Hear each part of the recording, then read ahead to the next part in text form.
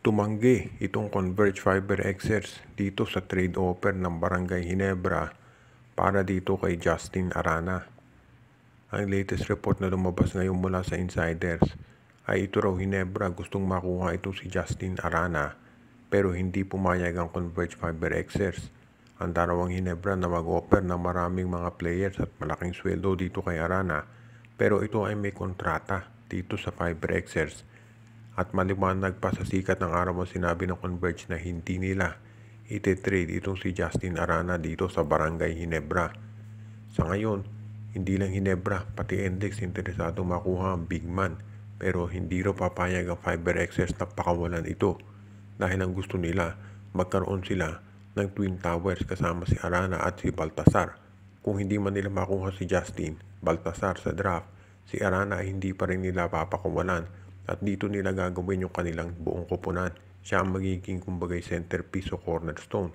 So abangan na lang natin kung ano pa ang gagawin ng Barangay Ginebra para makuha ang big man na ito. Kinakailangan siguro gandahan talaga nilo offer para makuha si Arana. Otherwise talagang hindi yan papakawalan. At ito ay mensahe rin sa ibang PBA teams katulad ng NLEX, TNT o iba pa na gustong kunin itong si Justin Arana na hindi talaga papayag ang Converge. Kahit ano man mangyari, unless super ganda ang magiging kapalit. Ito nga bang si Jerick Ahanmisi ay ite-trade na ng Magnolia Chicken Templados? Iyan ngayon ang usap-usapan ng karamihan dahil nakapagtataka raw na hindi ito binibigyan ng minuto dito sa finals.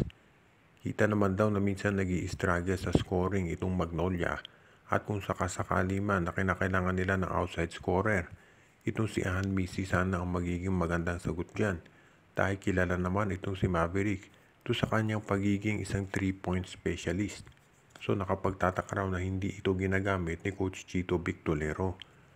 Sabi ng iba siguro dahil wala pang experience itong si Ahanmisi pero alam naman natin kung itong sila Russell Escoto ginagamit ditong si Coach Victolero kahit bangko.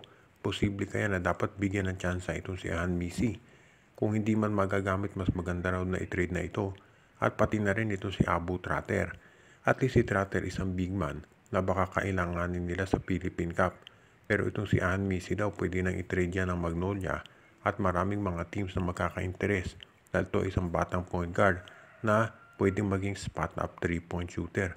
So abangan na lang natin kung itong si Ahanmisi nga ay pakakawalan na nitong Magnolia. Pero syempre, hindi nila yung gagawin ngayong finals.